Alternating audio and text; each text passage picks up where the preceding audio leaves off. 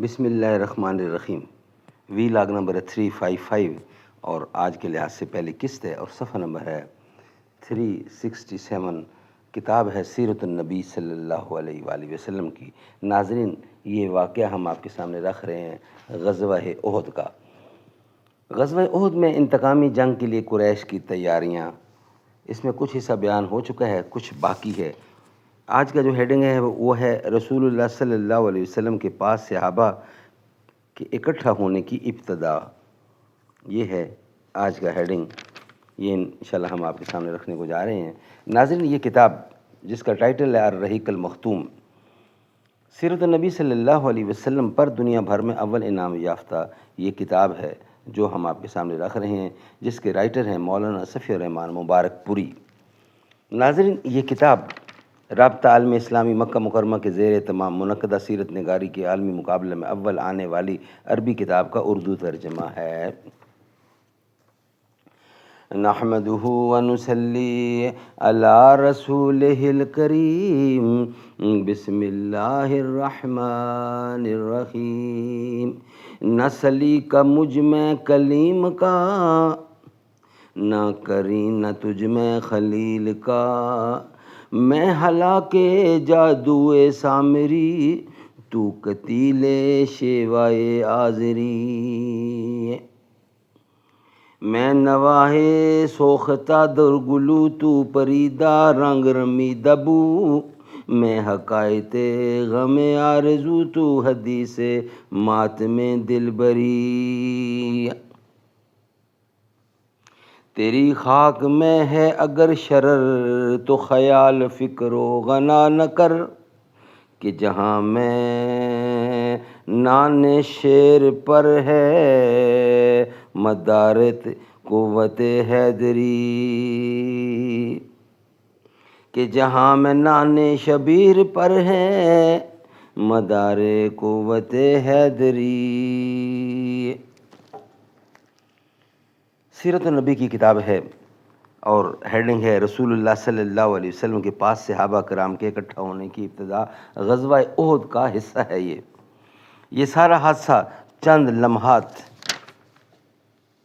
کے اندر بالکل اچانک اور نہایت تیز رفتاری سے پیش آیا، ورنہ نبی اکرم صلی اللہ علیہ وسلم کے منتخب صحابہ کرام جو لڑائی کے دوران صف اول میں تھے، جنگ کی صورتحال بدلتے ہی یا نبی صلی اللہ علیہ وسلم کی آواز سنتے ہی آپ کی طرف بے تحاشا دوڑ کر آئے کہ کہیں آپ کو کوئی ناگوار حادثہ پیش نہ آ جائے۔ مگر یہ لوگ پہنچے تو رسول اللہ صلی اللہ علیہ وسلم زخمی ہو چکے تھے، 6 انصاری شہید ہو چکے تھے، 7ویں زخمی ہو کر گر چکے تھے، اور حضرت سعد اور حضرت طلحہ جان توڑ کر مدافعت کر رہے تھے۔ ان لوگوں نے پہنچتے ہی اپنے جسموں اور ہتھیاروں سے نبی کے گرد ایک باڑ تیار کر دی اور دشمن کے تابڑ توڑ حملے روکنے میں انتہائی بہادری سے کام لیا۔ لڑائی کی سب سے آپ کے پاس پلٹ کر آنے والے سب سے پہلے صحابی آپ کے یار غار حضرت صدیق اکبر حضرت ابوبکر صدیق رضی اللہ عنہ تھے۔ ابن حبان نے اپنی صحیح میں حضرت عائشہ رضی اللہ عنہا سے روایت کی ہے کہ ابوبکر صدیق نے فرمایا، احد کے دن سارے لوگ نبی صلی اللہ علیہ وسلم سے پلٹ گئے تھے، یعنی محافظین کے سوا تمام صحابہ آپ کو آپ کی قیام گاہ میں چھوڑ کر لڑائی کے لیے اگلی صفوں میں چلے گئے تھے۔ پھر گہراؤ کے حادثہ کے بعد میں پہلا شخص تھا جو نبی کریم کے پاس پلٹ کر آیا۔ دیکھا تو آپ کے سامنے ایک آدمی تھا جو آپ کی طرف سے لڑ رہا تھا اور آپ کو بچا رہا تھا۔ میں نے جی ہی جی میں کہا، یعنی دل ہی دل میں کہا، تم طلحہ ہو، تم پر میرے ماں باپ فدا ہوں۔ تم طلحہ ہو، تم پر میرے ماں باپ فدا ہوں۔ اتنے میں ابو عبیدہ بن جرح میرے پاس آئے۔ وہ اس طرح دوڑ رہے تھے گویا چڑیا اڑ رہی ہے، یہاں تک کہ مجھ سے آ ملے۔ اب ہم دونوں نبی اکرم کی طرف سے دوڑے، دیکھا تو آپ کے آگے تلا بچھے پڑے ہیں۔ آپ نے فرمایا اپنے بھائی کو سنبھالو، اس نے جنت واجب کر لی۔ حضرت ابوبکر صدیق رضی اللہ کا بیان ہے کہ ہم پہنچے تو نبی اکرم کا چہرہ مبارک زخمی ہو چکا تھا اور خود کی 2 کڑیاں آنکھ کے نیچے رخسار میں دھنس چکی تھیں۔ میں نے انہیں نکالنا چاہا تو ابو عبیدہ نے کہا خدا کا واسطہ دیتا ہوں مجھے نکالنے دیجئے۔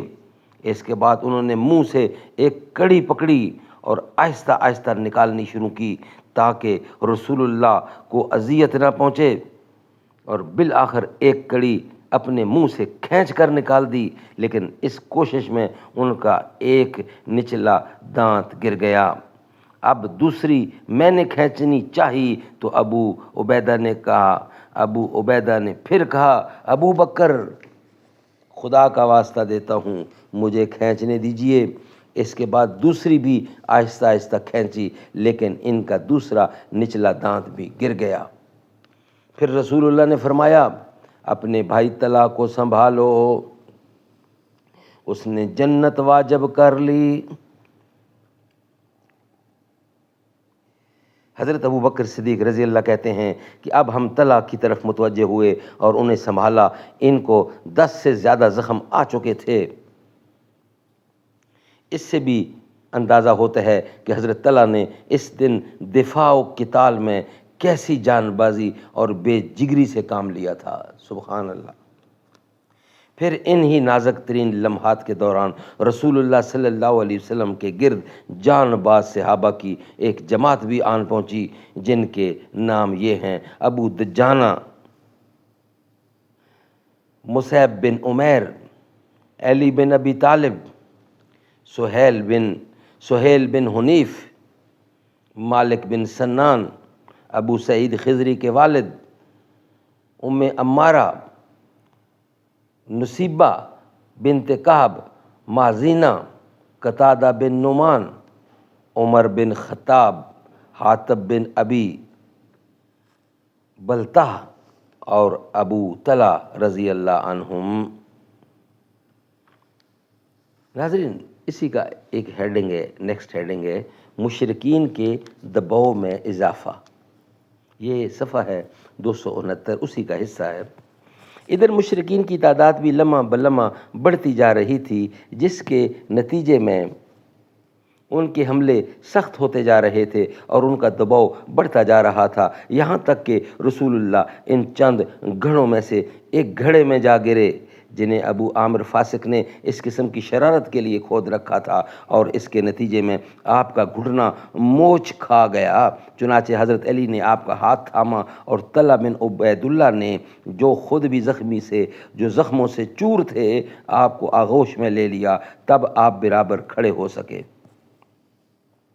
نافع بن جبیر کہتے ہیں میں نے ایک مہاجر صحابی کو سنا فرما رہے تھے میں جنگ احد میں حاضر تھا، میں نے دیکھا کہ ہر جانب سے رسول اللہ پر تیر برس رہے ہیں اور آپ تیروں کے بیچ میں ہیں، لیکن سارے تیر آپ سے پھیر دیے جاتے ہیں، یعنی آگے گھیرا ڈالے ہوئے صحابہ انہیں روک لیتے تھے، اور میں نے دیکھا کہ عبداللہ بن شہاب زہری کہہ رہا تھا مجھے بتاؤ محمد کہاں ہے، اب یا تو میں رہوں گا یا وہ رہے گا، حالانکہ رسول اللہ صلی اللہ علیہ وسلم اس کے قریب تھے، آپ کے ساتھ کوئی بھی نہ تھا، پھر وہ آپ سے آگے نکل گیا۔ اس پر صفوان نے اسے ملامت کیا، جواب میں اس نے کہا واللہ میں نے اسے دیکھا ہی نہیں، خدا کی قسم وہ ہم سے محفوظ کر دیا گیا۔ اس کے بعد ہم 4 آدمی یہ عہد و پیمان کر کے نکلے کہ انہیں قتل کر دیں گے، لیکن ان تک پہنچ نہ سکے۔ ناظرین، یہ ویلاگ ہمارا یہاں ہی کمپلیٹ ہوتا ہے، انشاءاللہ نیکسٹ ویلاگ میں ہم بقیہ حصہ آپ کے سامنے رکھیں گے۔ یہ ویلاگ ہمارا یہاں ہی مکمل ہوتا ہے۔ نیکسٹ ہیڈنگ ہوگا نادرہ روزگار جان بازی، یہ انشاءاللہ ہم آپ کے سامنے رکھیں گے نیکسٹ ویلاگ کی صورت میں۔ آج کا ویلاگ ہمارا یہاں ہی کمپلیٹ ہوتا ہے۔